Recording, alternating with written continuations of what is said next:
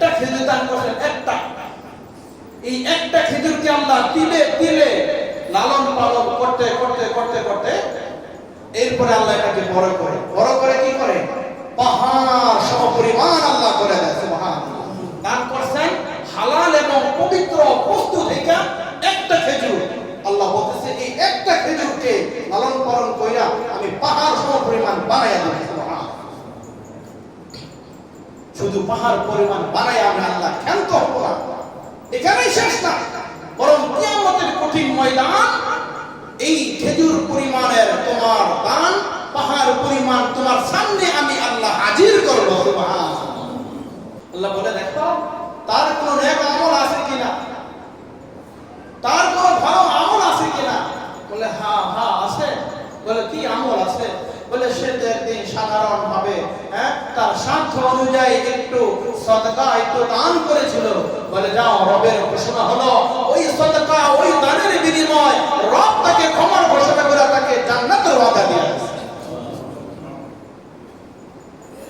জান্নাতের ওয়াদা দিয়েছে। আল্লাহ রাসূল সাল্লাল্লাহু আলাইহি ওয়াসাল্লাম বলেন ইত্তাকুন নার ওয়ালাউ বিশিক্কি তামারাতিন, তোমরা একটা খেজুরের বিচি পরিমাণ হলেও আল্লাহর রাস্তায় দান করে তোমরা জাহান্নাম থেকে মুক্তিপণ নাও। ইত্তাকুন নার, জাহান্নামের আগুন থেকে তোমরা বাঁচো। ওয়ালাউ বিশিক্কি তামারাতিন, যদিও একটা খেজুর হয়, যদিও একটা খেজুর হয়, খেজুরের বিনিময় হলেও জাহান্নাম থেকে মুক্তিপণ নাও, জাহান্নাম থেকে বাঁচো। বুখারী শরীফের লম্বা হাদিসের এক বর্ণনা আল্লাহ রাসূল সাল্লাল্লাহু আলাইহি ওয়াসাল্লাম বলেছেন, বান্দা যখন তার পবিত্র এবং হালাল উপার্জন থেকে যখন একটা খেজুর আল্লাহর রাস্তায় দান করে, কি বললাম? যখন আল্লাহর কোন বান্দা তার পবিত্র সুদ ঘুষ হারাম থেকে না, তার পবিত্র এবং হালাল বস্তু থেকে অর্থ সম্পদ থেকে যদি আল্লাহর রাস্তায় একটা খেজুর দান করে, আল্লাহ তাআলা তার সেই খেজুরকে আল্লাহ নিজে আল্লাহ গ্রহণ করে। আর আল্লাহ তাআলার কাছে পবিত্র এবং হালাল বস্তু ছাড়া অন্য কোনো বস্তু আল্লাহ তাআলার কাছে পৌঁছায় না। আল্লাহ বলে তুমি যে তোমার পবিত্র এবং হালাল বস্তু থেকে একটা খেজুর আমি আল্লাহকে দান করেছ, আল্লাহর রাস্তায় ব্যয় করেছ, খরচ করেছ, সেটাকে আমি আল্লাহ প্রতিপালন করতেছি, লালন পালন করতেছি। সুবহানাল্লাহ। যেমনই ভাবে তোমরা ঘোড়ার বাচ্চাকে লালন পালন করে দাও। আল্লাহ কি বলতেছে? একটা খেজুরের দানা আমার রাস্তায় ব্যয় করেছ, খেজুরের দানা কোন একটা খেজুর তামারত খেজুর ব্যয় করেছ, আর ওই খেজুরটাকে আমি আল্লাহ ওই দানকারীর পক্ষ থেকে আমি আল্লাহ প্রতিপালন করতেছি, লালন পালন করতেছি। ঘোড়ার বাচ্চার মতো যেমন তোমরা ঘোড়ার বাচ্চা লালন পালন করো,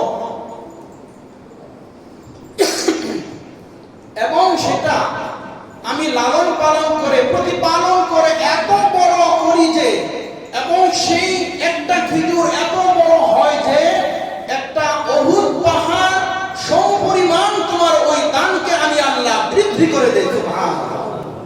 একটা খেজুর দান করছেন, একটা। এই একটা খেজুরকে আল্লাহ তিলে তিলে লালন পালন করতে করতে করতে করতে এরপরে আল্লাহ এটাকে বড় করে কি করে? পাহাড় সমপরিমাণ আল্লাহ করে দেয়। সুবহানাল্লাহ। দান করছেন হালাল এবং পবিত্র বস্তু থেকে একটা খেজুর। আল্লাহ বলতেছে এই একটা খেজুরকে লালন পালন কইরা আমি পাহাড় সমপরিমাণ বানায়া দেব। সুবহানাল্লাহ। শুধু পাহাড় পরিমাণ বানায়া আমি আল্লাহ ক্ষান্ত হব না। এখানেই শেষ না, বরং কিয়ামতের কঠিন ময়দান এই খেজুর পরিমাণের তোমার দান পাহাড় পরিমাণ তোমার সামনে আমি আল্লাহ হাজির করব। সুবহানাল্লাহ। দেখছেন? আল্লাহু আকবার। কি পরিমাণ দান সদকার, কি প্রতিদান, কি আজব, কি সওয়াব রয়েছে, যদি আজকে মানুষ জানতো, তাহলে হামাগুড়ি খেয়ে মানুষ প্রতিযোগিতা